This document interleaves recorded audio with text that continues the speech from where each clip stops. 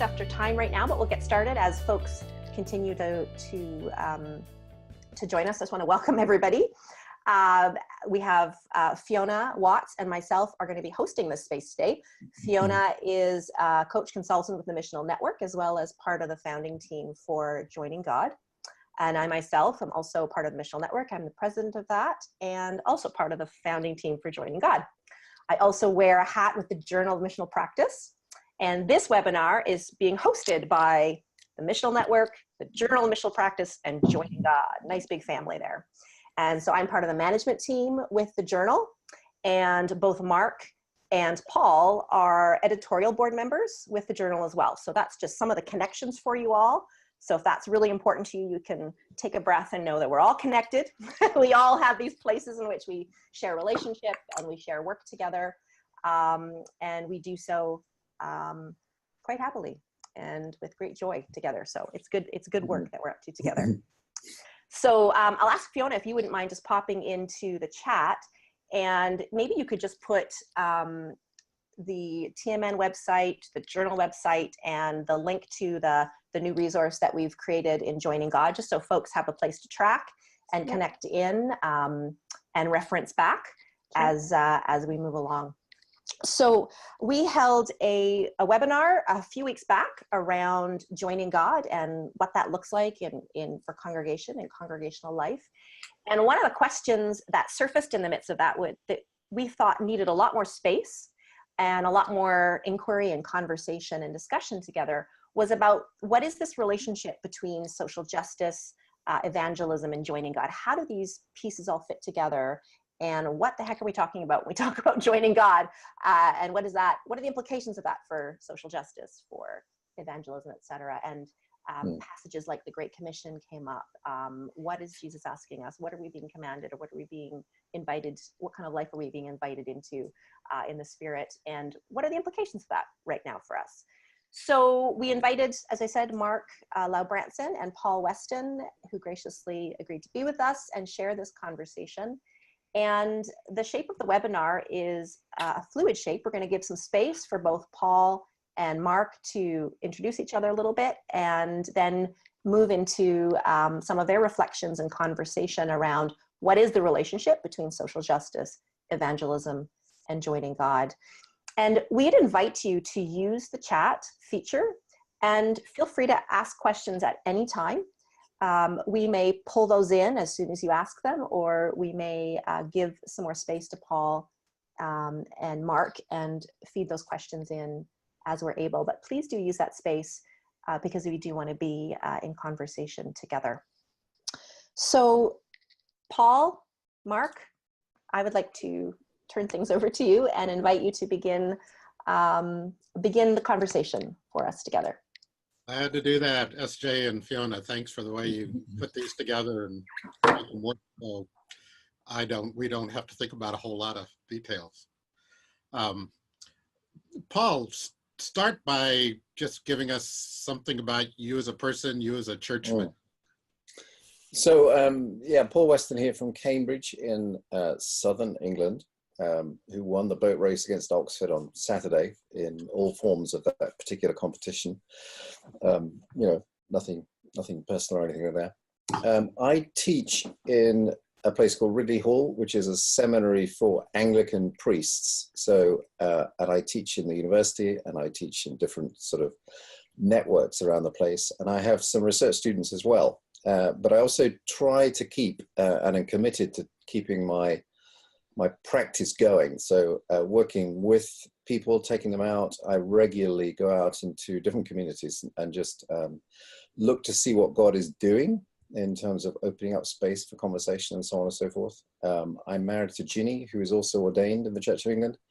And we have 2 kids, one of whom is in Auckland, New Zealand, and the other one of whom is in Cambridge with us at the moment. So that's me. And I apologize in advance. I'm both bald and I have a slightly dry sense of humor. So if any of that comes out, yeah, we can deal with that. Okay, you didn't totally answer my question. So go on then. Personal hobbies. About the church you're part of.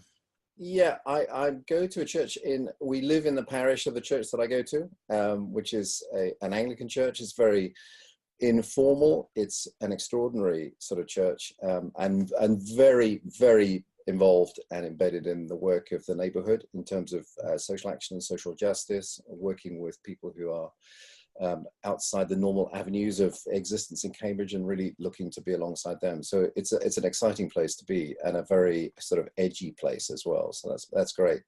Privately, I'm a kind of, I love mountaineering. I'm a kind of snow, rock and ice climber. So if you can see just there's a picture. Yeah, you can just see a picture.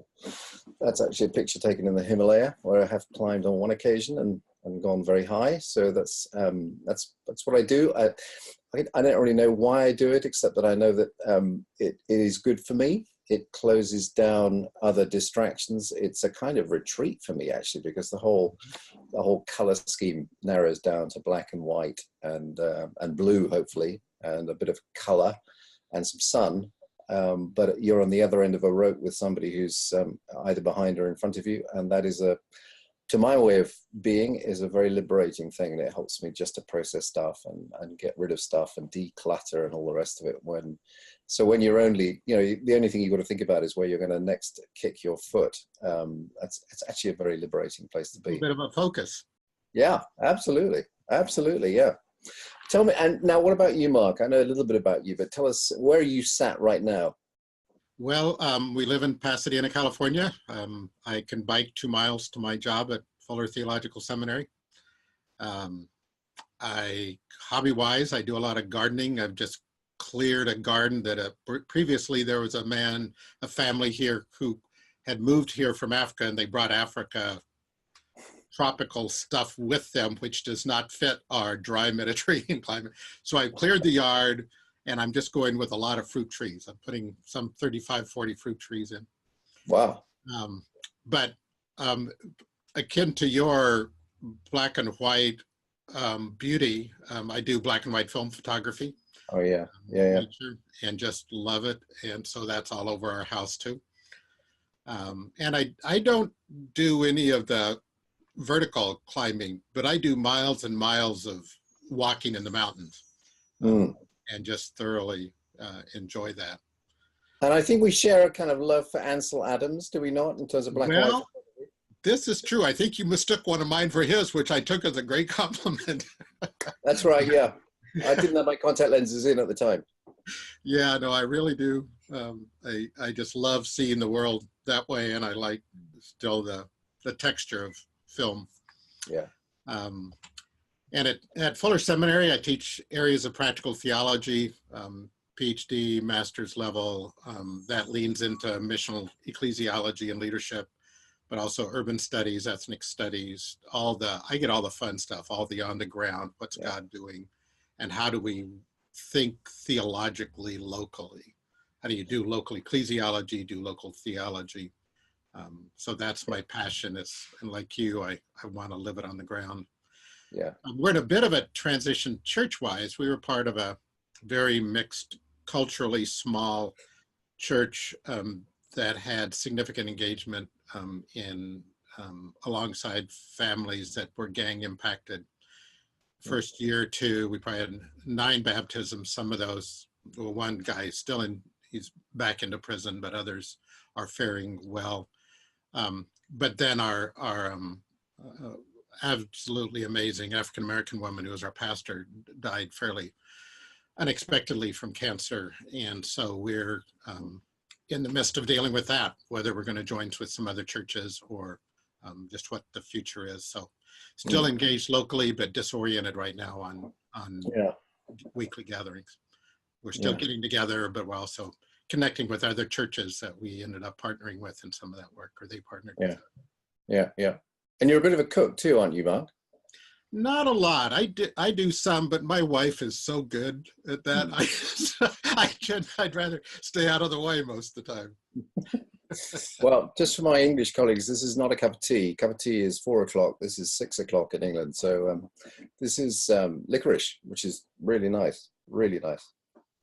Dark Brazilian roast, decaf, French roast, local. Just picked it up this morning. That is gone. So Love it. Thank you, Mark. Now, take us into this conversation, if you will, and just let's begin to negotiate some of this stuff. You know, it's interesting for me just the way the questions get framed and the way that SJ was framing it. It's very similar to what I find with students and in consulting work. And the framing itself is part of the problem, right? This is all Enlightenment framing, and these questions simply would not have arisen on the other side of the Enlightenment. This idea of pulling apart different aspects of shalom or righteousness or gospel, they would have just been seen as one piece. And we've done something in the last 400 years, 300 years, that have pulled them apart. And then, at least in the West, that means that creates animosities, something to fight over. That in itself is just shows you that there's something wrong, that our frame is wrong, more than just trying to figure out, well, in my generation, it said, okay, we've got to add social justice or evangelism, or some people have to add evangelism, social justice. I'm saying, no, you don't. Just toss those and get back to something that has it all together. For this divorce. And the Great Commission really does that. But as I've learned that as I talk about discipleship, that also is so embedded now in Enlightenment. It means line up these, get everybody convinced of the right doctrine and get everybody convinced to participate in certain right spiritual practices. And then they're disciples. So we've done that. Now we can go do something else. But the text itself in Matthew 28 doesn't do that. This disciple people to embed their lives in everything Jesus said isn't something you can do once and be done. And so the Great Commission doesn't call for us to make learned people. It calls for us to make learning people. It's how do we create people who are constantly, in the language we're using, discerning what God's doing and participating. And so if you have all of those things down and you've quit paying attention to what God's doing in front of your face, you're not a disciple. So this discipling, and of course, once then you look at all Jesus has said, these things don't get pulled apart. It's talking and living the shalom, the righteousness, the justice, this embodied life with God that is current, present, right in the streets.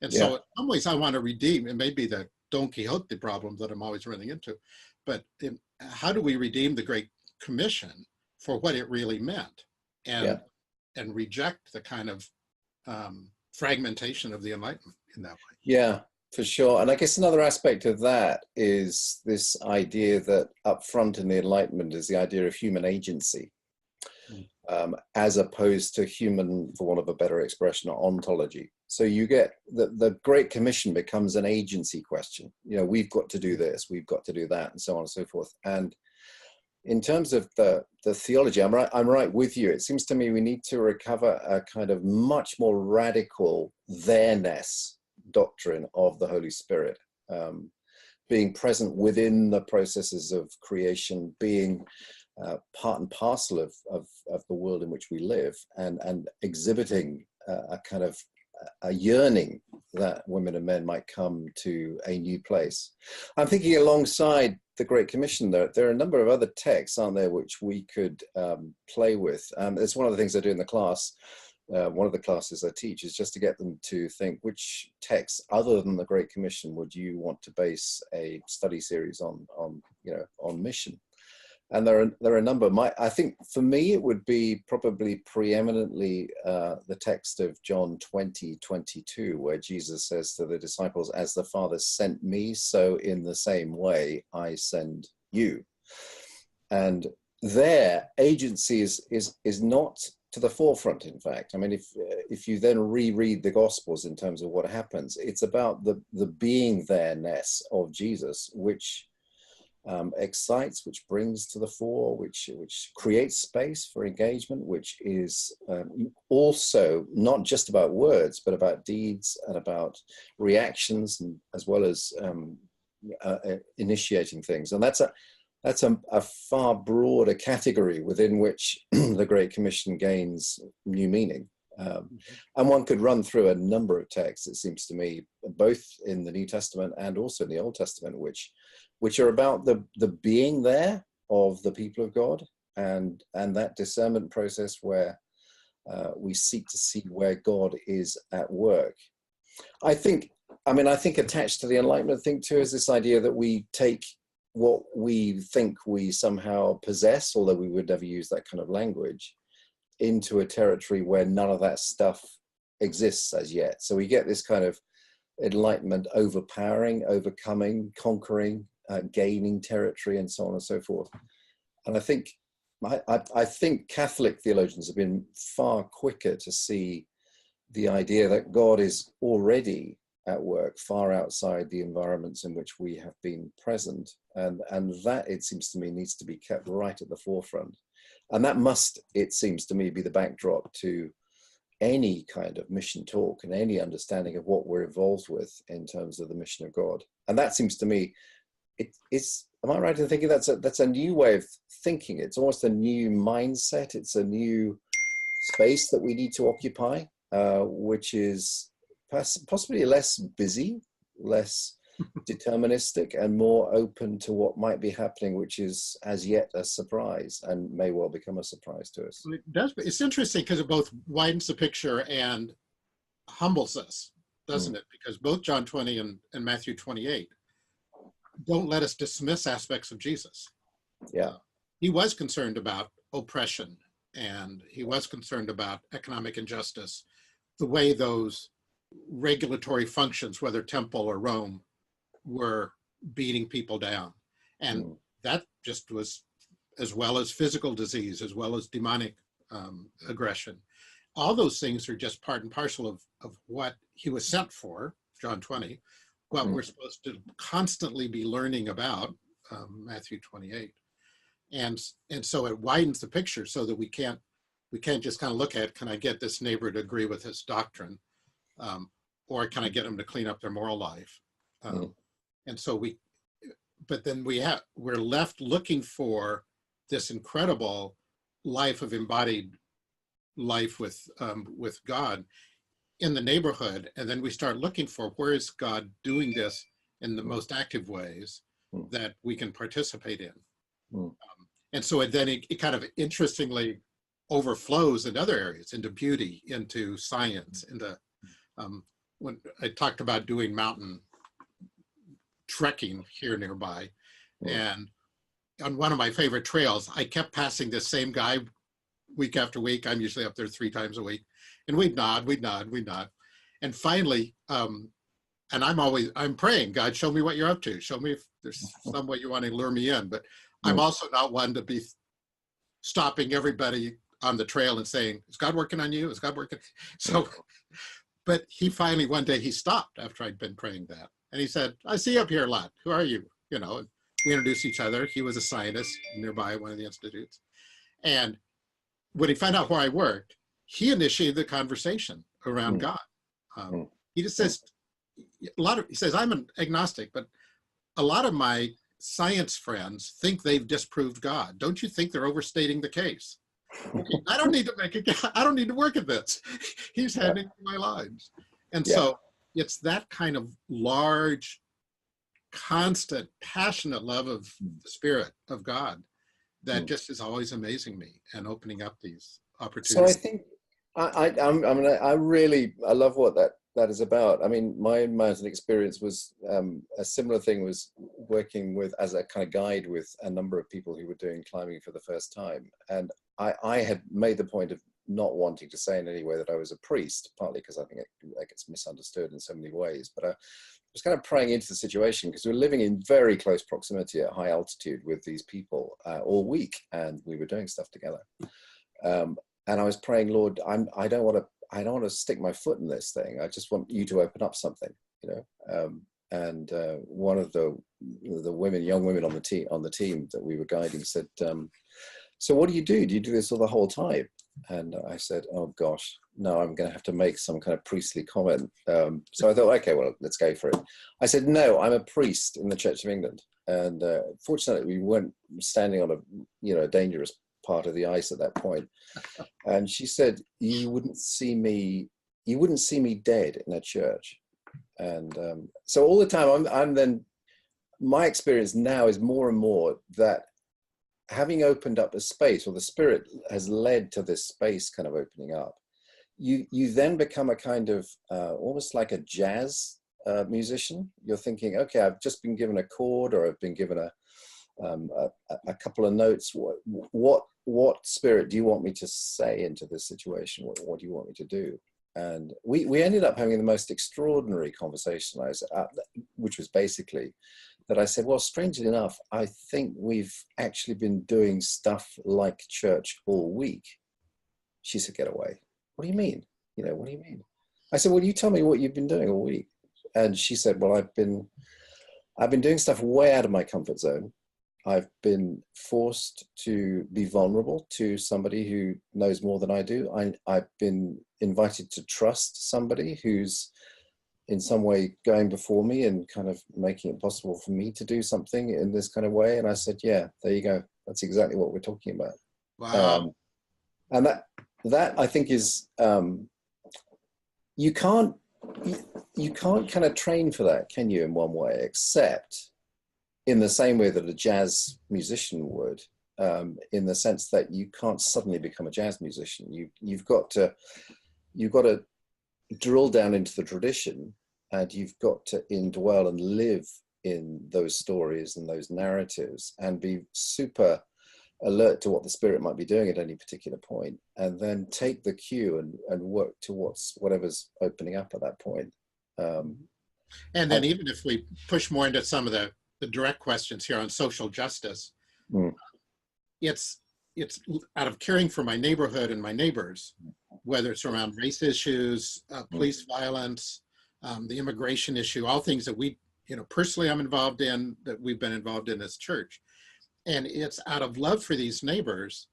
And then as we live lives of generosity around all of those, around time. I mean, it can take days and days just to walk with somebody in the court systems, or to make the long drives to prisons. But it's in that it's just living those issues of what we call social justice. But I think living those issues of God's in this, why am I not in this? And as I'm in it, then again, these opportunities for conversations are constant. It's, why are you here? What are you doing here? Where did you learn this stuff? Why do you care? Well, Jesus is the answer to each one of those questions. And that then unfolds and almost always you find out, okay, God's already doing something in that person's life, and that then carries the conversation. So I think I totally agree. And I think there's a lot of useful stuff that Al has written about, the kind of disciplines that nurture that kind of openness to others in the community. And I think for me, one of the switches is that we need to become more, as computer scientists would describe certain programs, we need to become more open source.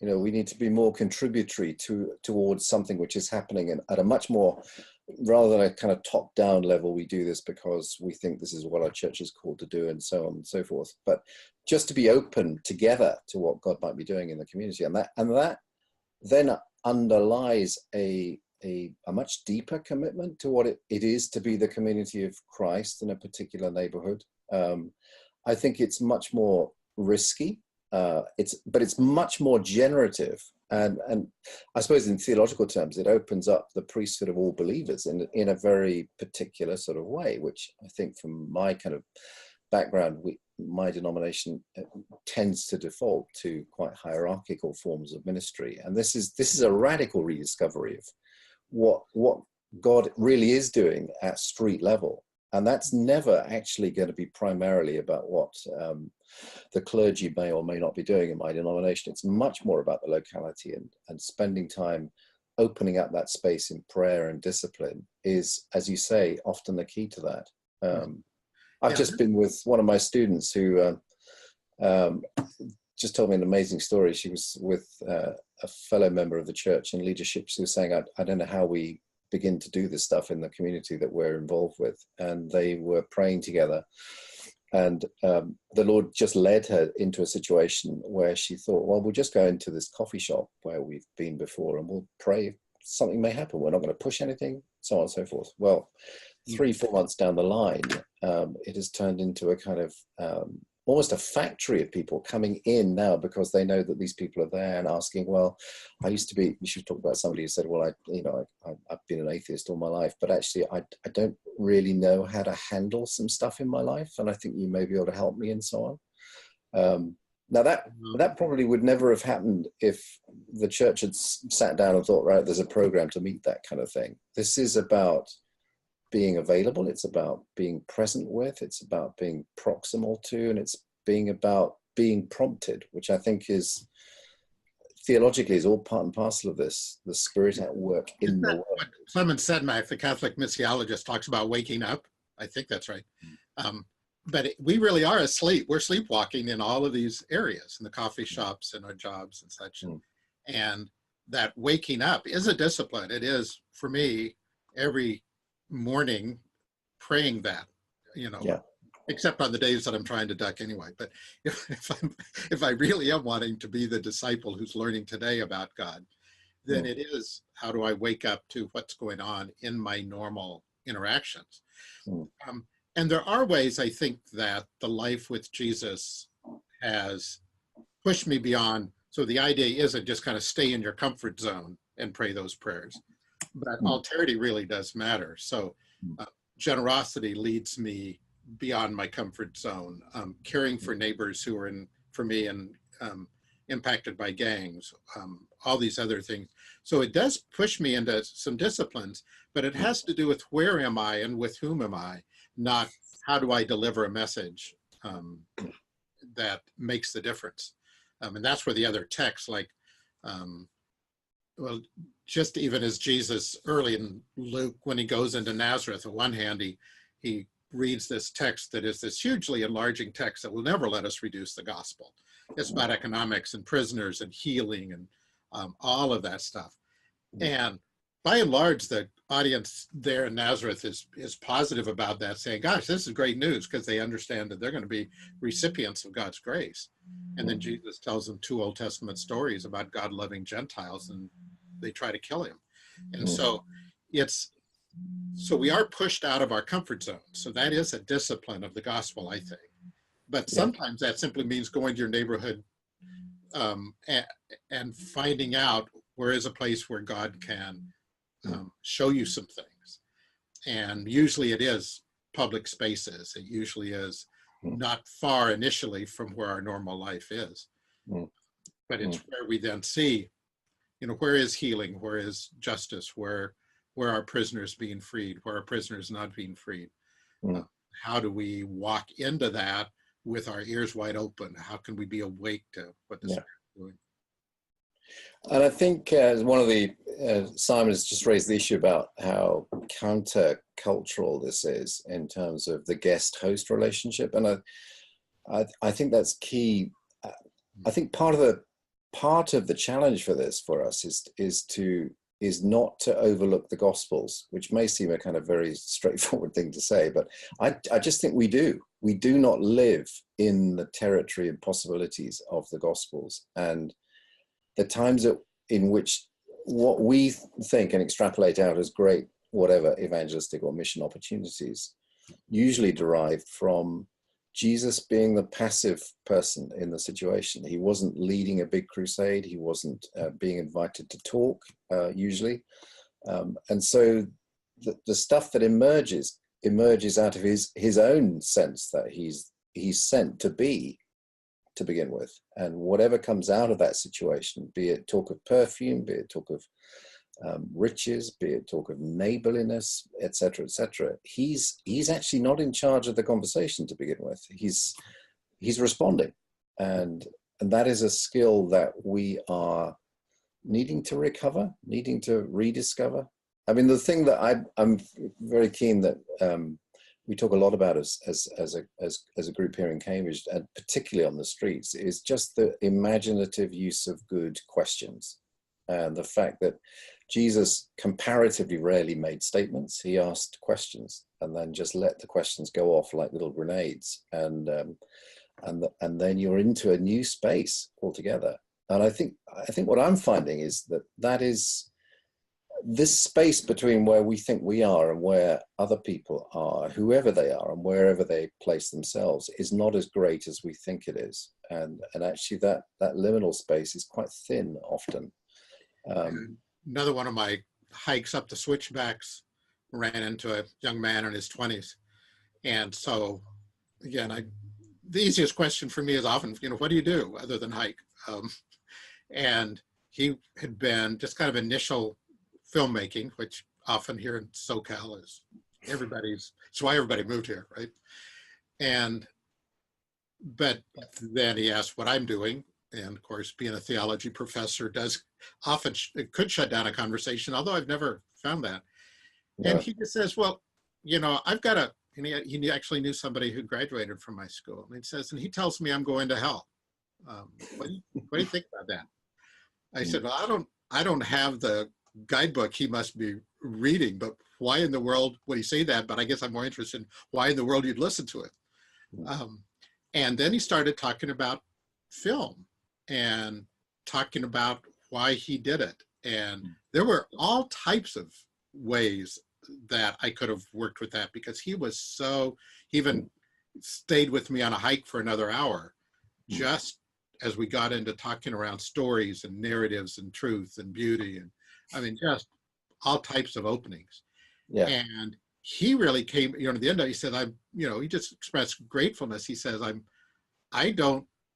really do want to live life with God, but I just have been disoriented by some things.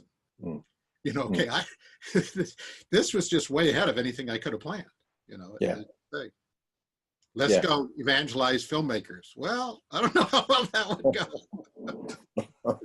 Yeah, and it is, it's amazing what happens in those environments. So do you think then, Mark, that what we're calling for is a radical reshaping of our posture as local church communities? Oh, it's more than that, isn't it? How do you do that? Basically, you can't say, okay, just kind of forget the Enlightenment, let's try something else. Because we are, I find teaching, it'd be interesting how you see this. It is incredibly hard to get students to move out of the fragmented understandings of the gospel. They just quickly go back into it because the habits run deep. Those who have been nurtured in it, it's deep. The ones that are still in churches, it's expressed day in and day out. So yeah, it is, but it's this, how do you change the language house? How do you, and I've never been able to do it without, as you'd said, without shifting some practices. God's got to do this conversion, including in the Christians. And that if I get them into praying into their neighborhoods, they start to be converted in far better ways than my lectures ever succeed. Yeah. I think too that it's a very interesting observation that one of the things that theological education has done, influenced by the Enlightenment, is actually to distance people from Christ. So we begin to use propositions or abstract notions of what theology is all about. And I think one of the big recovery programs that we need to make is to repersonalize ourselves with Jesus Christ and relate to others as not obviously in the way that as he did, but in the same sort of manner as he did. Be open to what he's doing in a much more personal way than perhaps we have in the past. Paul and Mark, can we, let's focus. I think the next question is this fragmented understanding of the gospel. That's kind of where you're talking right now. And then out of that, I want to pop up to the question of children and youth in the midst of that. So some thoughts around how we invite children and young people into this conversation and practices. But I think the place to begin, because of where you are right now, is can you say more about what you mean by the fragmented understanding of the gospel? Well, even Paul, to pick up on your comment there, if you push into Jesus, you can't live the fragmentation. You can't separate out doctrine, justice, shalom, demonic, health, all these things, because in Jesus, you push into Jesus, those are one cloth. And the way that the switch then would assume that the way Jesus is working in my neighborhood is that's one cloth. He's not saying, okay, you evangelists go do this preachy stuff and then you justice activists go do this stuff. But instead, if I push into Jesus, those can't get fragmented. Fragmentation is, while not uniquely an Enlightenment issue, the Enlightenment and modernity has had a fragmenting impact on the culture of those of us in the West. Yeah. And so that's why we've ended up even having to ask, what's the relationship between evangelism and social justice? That question wouldn't arise before the Enlightenment. Yeah. And in a sense, pushing Jesus will do that. And I think if one recovers the idea of Christian presence being, in the words of Leslie Newbegin, like a sign or a foretaste of the kingdom to come, that embraces many of the categories that we tend to fragment or push apart, and makes us much more holistic, which is what the kingdom is about. So maybe part of this is a kind of recovery of the dichotomy between soul and body, that this Greek understanding that we push these things apart, and to recover a Jewish sense, much more holistic creational sense of us being united human beings in the world for the sake of the kingdom, which involves all these different aspects that we've been talking about. That seems to be fundamental to this. I'm sorry, I've got a phone. I'm going to kill this phone. We'll do that. So I see a question then on, SJ, did you want us to look at the Bible college question? No, I think I'd like to start with the question of how you invite children and young people into this conversation. That was the first question. I wanted to hit that fragmentation one because I think it was where you were at. So I just wanted to go back to the previous question, which was from Hannah. Any thoughts on how we invite our children and young people? My initial sense is a couple things go on. One is, what are the families like that the kids are being raised in, right? So there was one of these memes on a Facebook friend this morning of some parents just looking anguished and saying, we don't understand. We've been taking them to church quarterly for years, and we don't know why they don't love God. And if our homes and daily lives are living with this attentiveness to Jesus's presence, our children get that. I'm absolutely amazed at how I've seen that in the families of our church and our own family.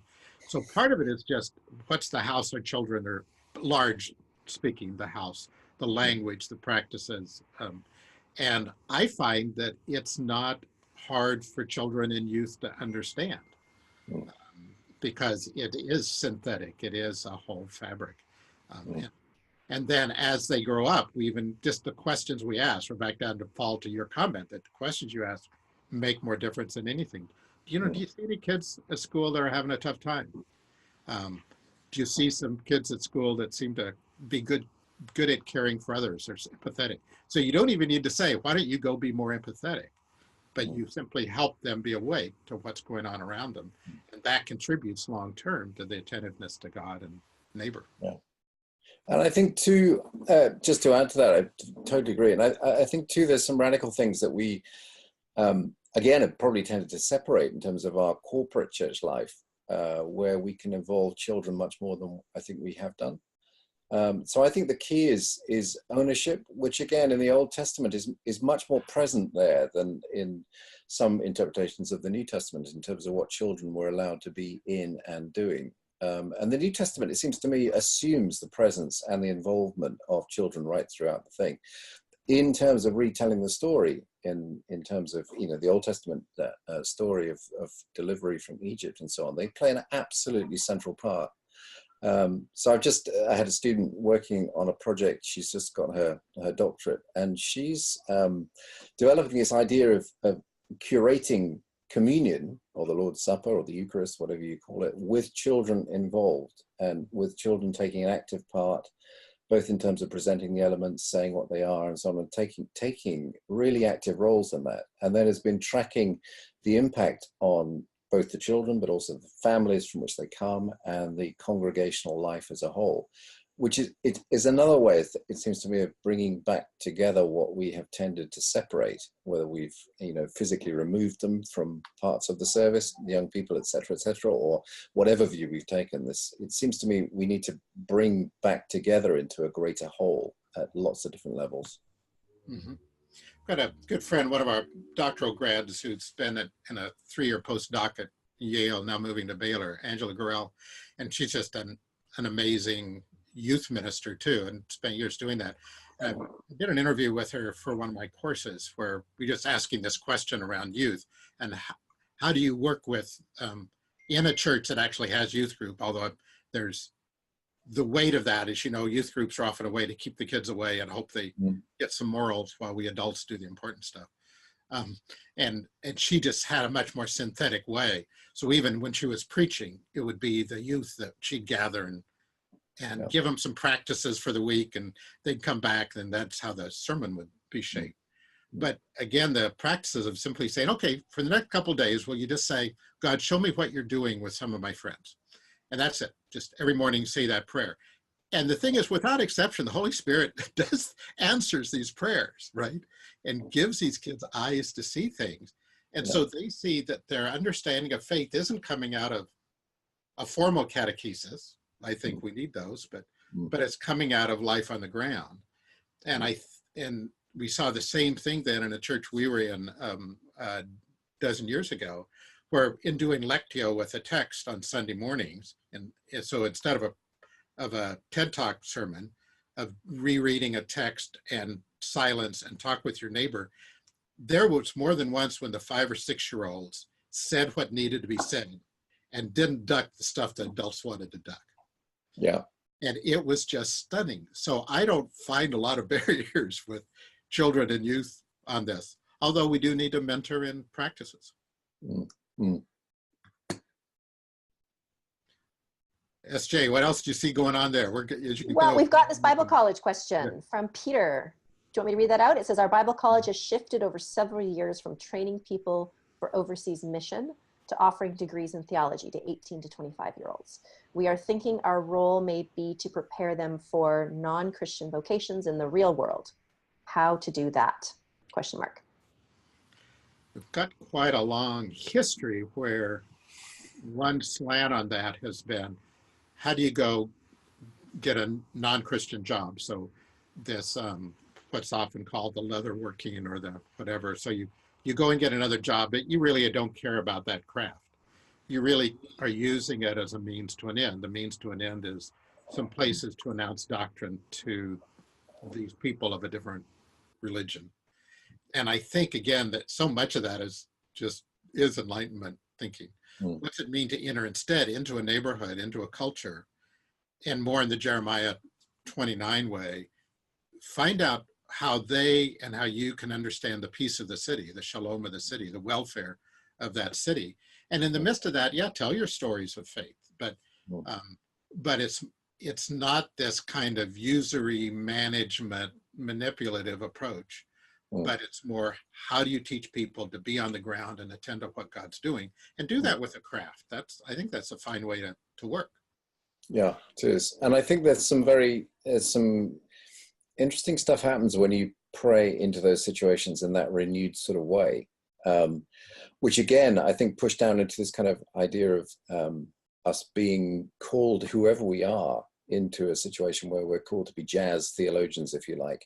I don't personally, I don't think Mark would either want to draw a distinction between theology and missionary theology. I think all theology is a response to the nature of God as a missionary, a loving missionary God. So therefore, the whole of the theological enterprise is about that.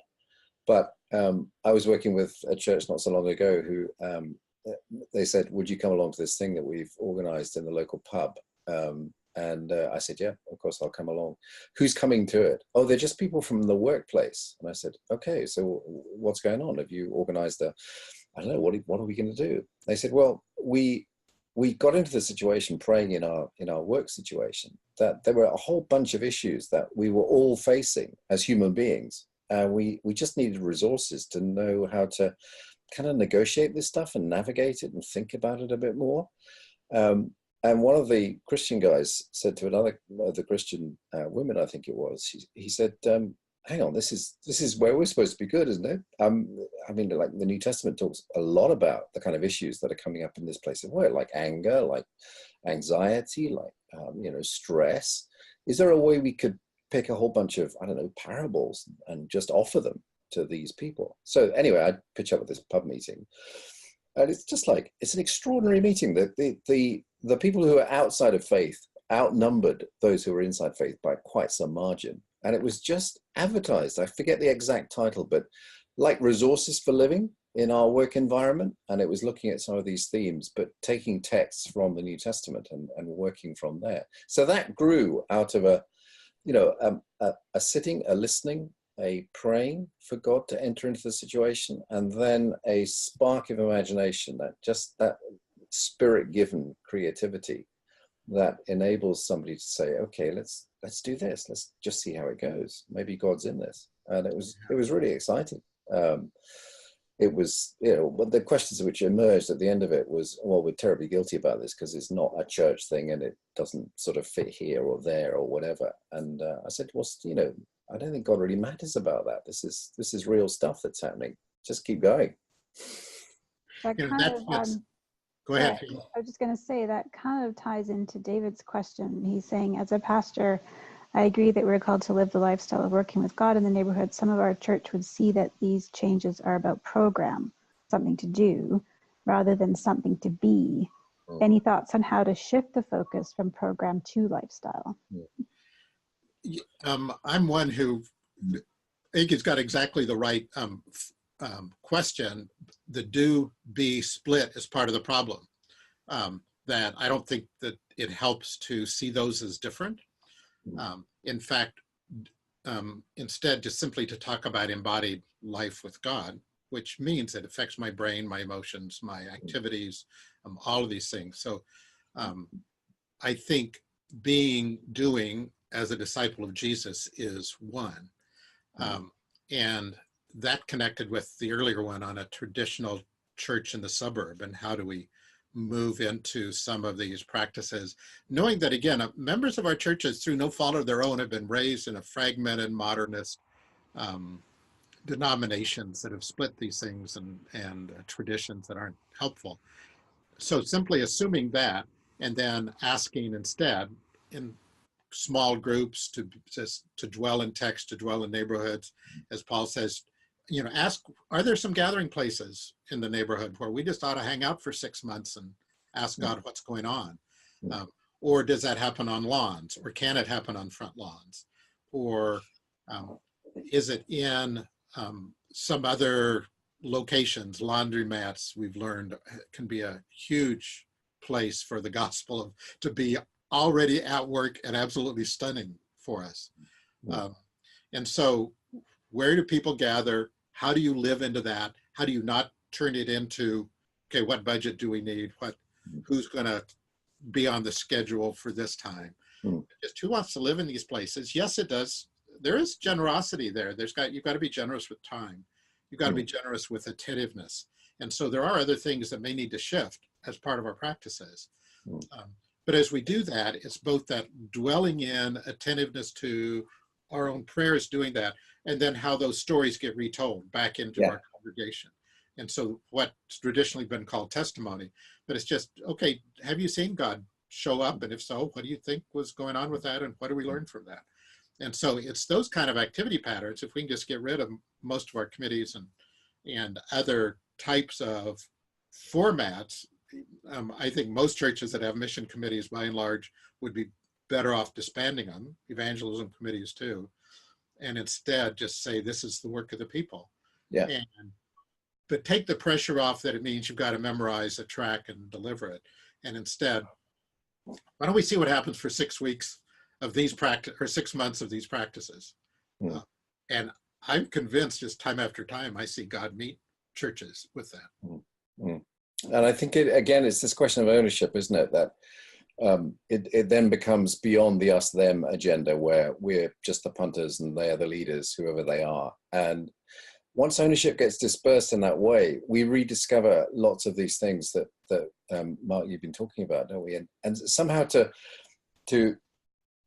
to emphasize and to affirm that activity within the church as a corporate activity. And as you say, to have those occasions, be it every quarter, every 6 months, every year, where you retell the stories or you tell them for the first time, is incredibly empowering in terms of freeing up the imagination, helping people to see a different kind of canvas. Actually, it's radically real orientating, I think, for other things. I think, certainly from my perspective, is that self-awareness amongst leaders in churches, the ability to allow things to blossom around them, to take, to take center stage when perhaps all our training says, well, we ought to be taking center stage and so on. It's almost to become vulnerable with one another within the community, which can free up a lot of these exercises that we've been talking about, which are, I think, really exciting. Some of the stuff that I've seen in and around the church that I'm involved in has been just beyond imagination. I mean, extraordinary things happening from the most unlikely beginnings. And you'd think if, a committee would take 6 years to dream up some of this stuff, because you just think that is so wacky, How that started was just so ridiculous. If you talked about it in church on a Sunday, everybody would have fallen about laughing. But actually the Spirit was in it, and these things came out of it. And that's really, really exciting. Maybe, you remember that old band, Mark? You're the same era, the Doobie Brothers. Maybe we ought to rename the church the Doobie People, where the doing and the being are just kind of brought together in a new way. Quit that fragmenting. Yeah, absolutely. Sarah Jane, how are we doing?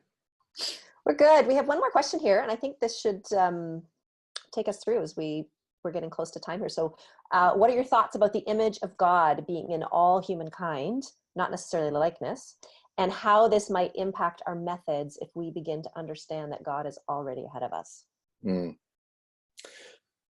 So I think one can get into some quite intricate theology here, which is not what I intend to do. You'll be grateful to hear.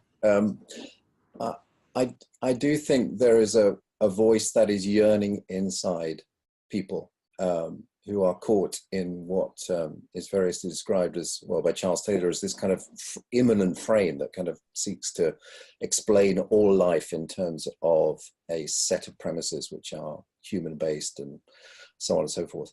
But that immanent frame just continually bleeds.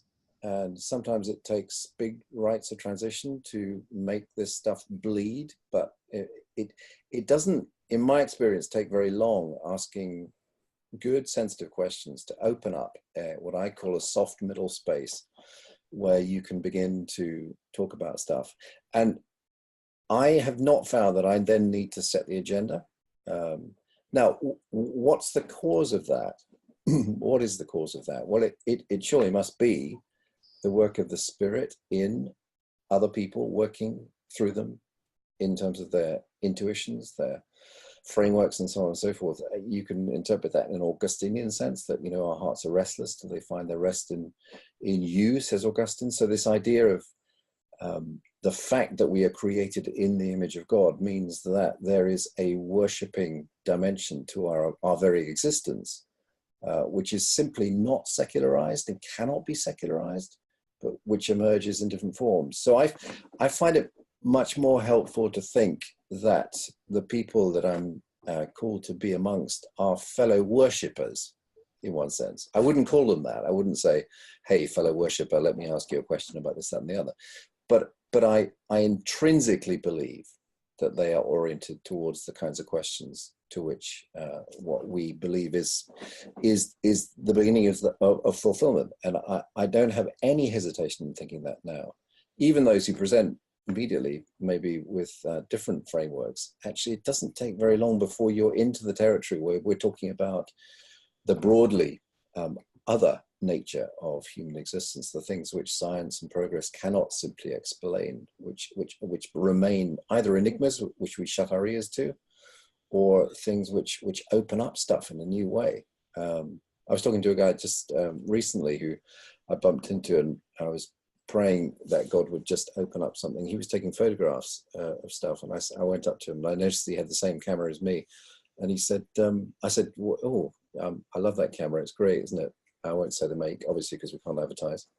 And he said, yeah, I've got to take a picture for my local tourist group in the neighborhood in Cambridge where he lived, and I'm trying to work out what to photograph. And I said, well, so do you want something at the top of your web page? And he said, yeah. So you want something narrow and long and thin? I said, well, rooftops will do it, don't they? And he said, yeah, the problem with rooftops in Cambridge is that you always get churches in them. And I said, oh, You don't want that.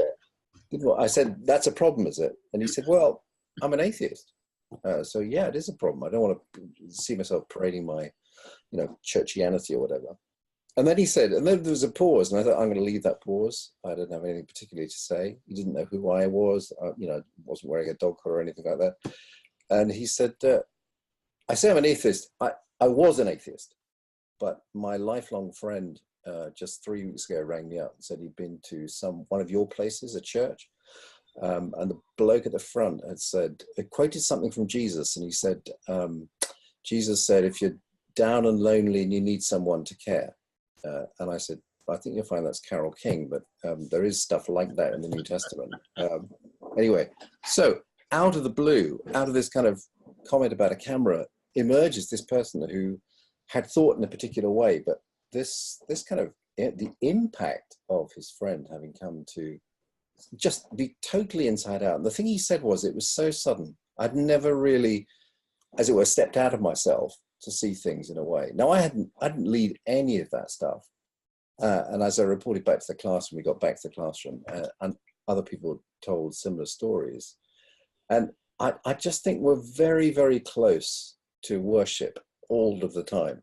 And we need to have that spiritual intuition to see what the Spirit has been ahead of us doing, and have the grace and I was going to say skill's not the right word. It's that propensity, that prompting to see where we go with that stuff in terms of welcoming and asking good questions to see how that space develops. I find it the most. I like your question or your statement. I like that camera. Do you like that camera? Yeah, that's it. Good evangelistic technique there.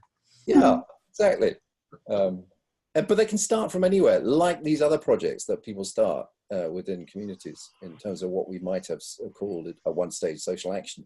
They start from the most extraordinary starting points. And it's almost like you think, well, with all this training that some of us have had, we sort of think we ought to have a better starting point, but actually it just starts from the stuff of life, doesn't it? It's the concrete situation, precisely as Jesus found it, that's where the stuff grows from. It's from the very small, particular, concrete things, and suddenly you're into territory where the kingdom is knocking on the door, and you're trying to, in the Spirit's power, open up that space in a way that God can act.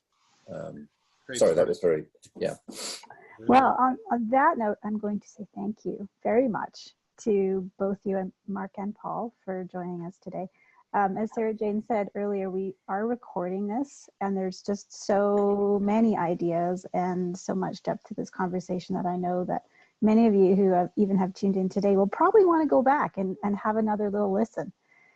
Just as we're closing though, I'd like to share a liturgy with you. So just allow these words to just wash over you. Lord, you call your people to another way of being in the world, to your way of living, loving, and being with neighbors.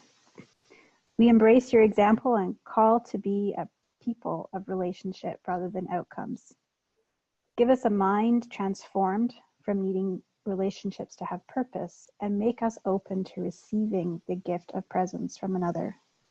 Give us eyes that see those around us not as interruptions or problems to be solved, but as those worthy of our time, love, and friendship. Give us a heart transformed from needing to keep people at arm's length, and make us open and willing to be shaped by others. Lord, you call your people to another way of being in the world, to your way of living, loving, and being with neighbors.